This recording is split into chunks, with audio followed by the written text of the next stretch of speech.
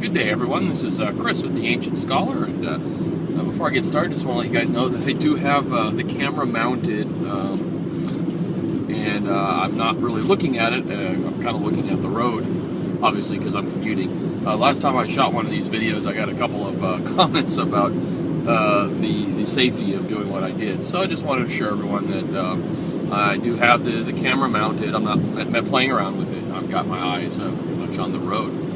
So really cool news that just came out, and I wanted to let you guys know about that, and that is the Nobel Prize in Chemistry. Nobel Prize in Chemistry is awarded to two professors here in the United States, Professor Koblinka and Professor Lefkowitz, I believe, were the two, Koblinka and Lefkowitz. One was from Duke and one was from Stanford universities. And they won the Nobel Prize for something that was really interesting and really relevant to respiratory care. And that is they won the Nobel Prize in chemistry based on their research that they did. And this dates back to the 80s and earlier. This is a research they did on something known as G protein coupled responses.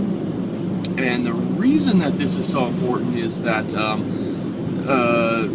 G protein coupled responses are an incredibly important part of cellular signaling, intracellular signaling.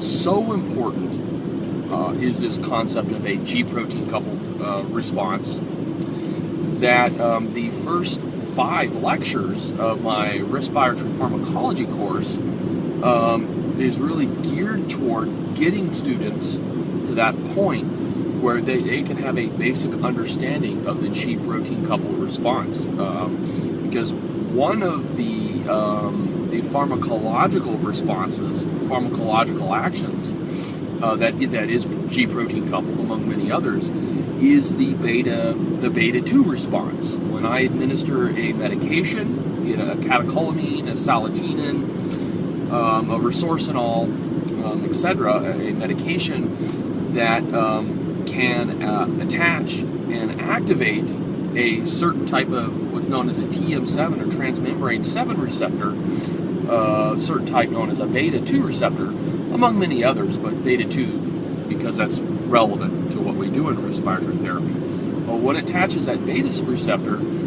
generally what we teach students in basic pharmacology courses is that the beta 2 receptor is activated and some magic happens within the cell and I have bronchodilation.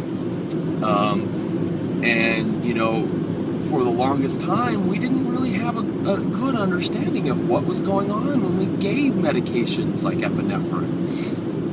And these epinephrine and catecholamine-like molecules acted upon postganglionic sympathetic receptors.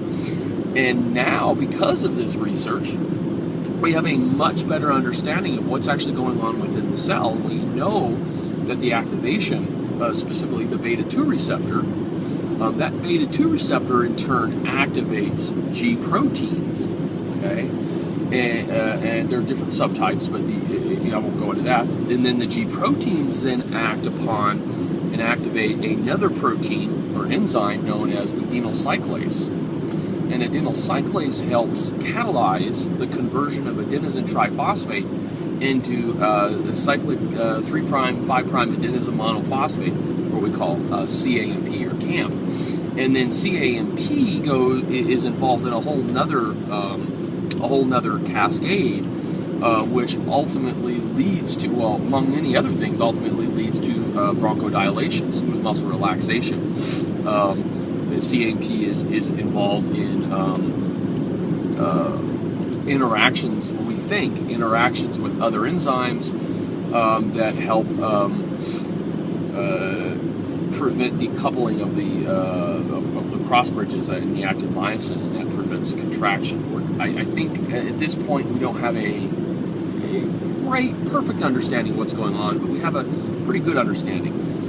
So that's just one example of the importance of understanding and knowing about G proteins. And now a lot of people would say, well, that sounds more like biology than chemistry. But you've got to understand that when I talk about protein conformation, the special shape of a protein that makes proteins act in a certain way, that's all chemistry, right? When you learn about the structure of a protein, which hopefully you do, or you did when you took well, certainly anatomy and physiology a little bit, if you took biochemistry and whatnot, you learn that, there's a primary structure which consists of your peptide bonds, which involve nitrogen, and then you have your secondary and tertiary structures, which a lot of that involve intramolecular forces such as hydrogen bonding, and then you even have quaternary structure where you have a lot of like ligand related kind of bonding, where you have different globulins coming together to make a protein.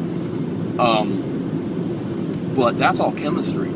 Okay, so understanding how proteins work and interact it's all chemistry. Fundamentally, it's chemistry. So it should come as no surprise that even though the chemistry that these two professors studied was very relevant to biology, it still should come as no surprise that the work that they did was found to be very important. And indeed, it is very important, not only for understanding the action of some pathomimetic medications, but all kinds of medications and substances that we deal with affect G protein coupled pathways. Another one that I can think of right off the top of my head is a medication called glucagon.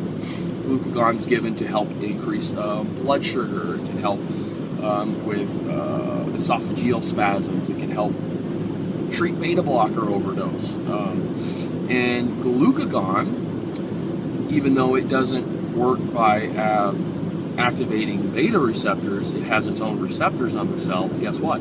Those receptors still are part of a G protein coupled response.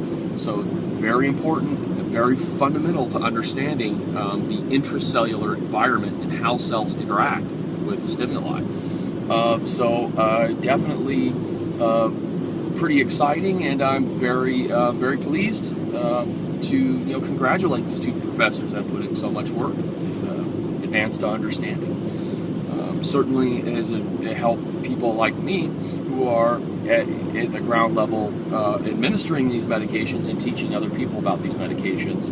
Clearly, I wouldn't know what I know now about a lot of the medications if that work had not been done by